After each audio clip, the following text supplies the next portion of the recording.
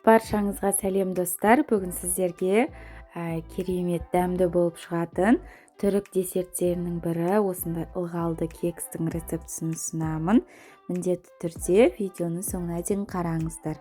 Алдымен жұмыртқаға қант салып, миксермен әппақ болғанша араластырып аламыз.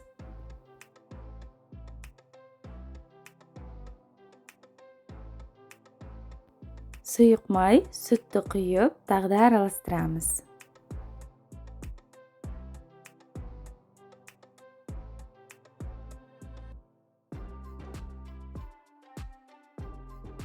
Ұнға қопсытқыш какаоны салып, бөлек араластырып, біздің жұмыртқалы массамызға 2 немесе 3 бөлікке бөле отыра қосып, жақсылап араластырып аламыз.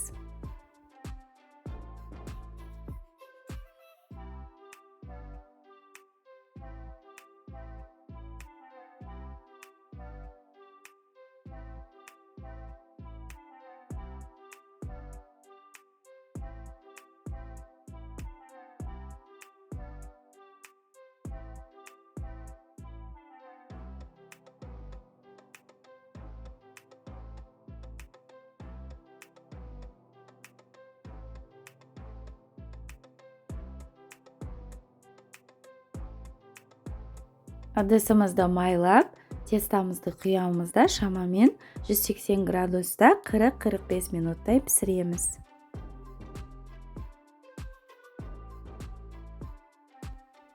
Кремін дайындап аламыз. Алдымен сүтке қант, кукурузный крахмал салып, араластырып, баяу отта бір келкі қою масса болғанша араластыра отыра ұстаймыз. Үздіксіз араластыруымыз қажет, себебі араластырмасақ асты жабысып қалуы мүмкін.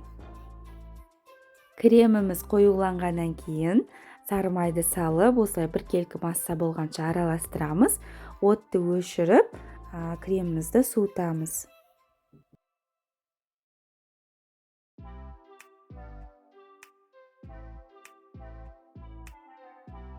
Менде кекс шамамен 40 минутта пісіп шықты. Ағаш таяқшамен бетіне осылай тесіктер жасап аламыз да, онан соң сүтті құямыз.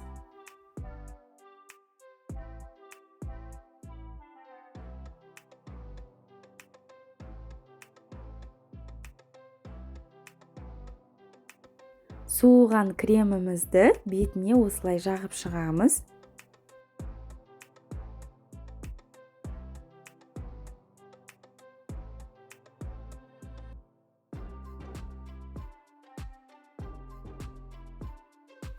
Бетіне осылай әсемдігі үшін мен какаоны сеуіп шықтым.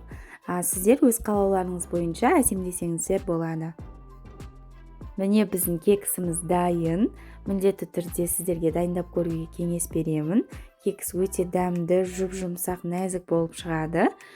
Сіздерге видео ұнаса, каналға тіркеліп, лайк басып, комментарий қалдырып, мені қолдап кетуді ұмытпаңыздар. Сіздермен бірге болған Балзия ас болсын.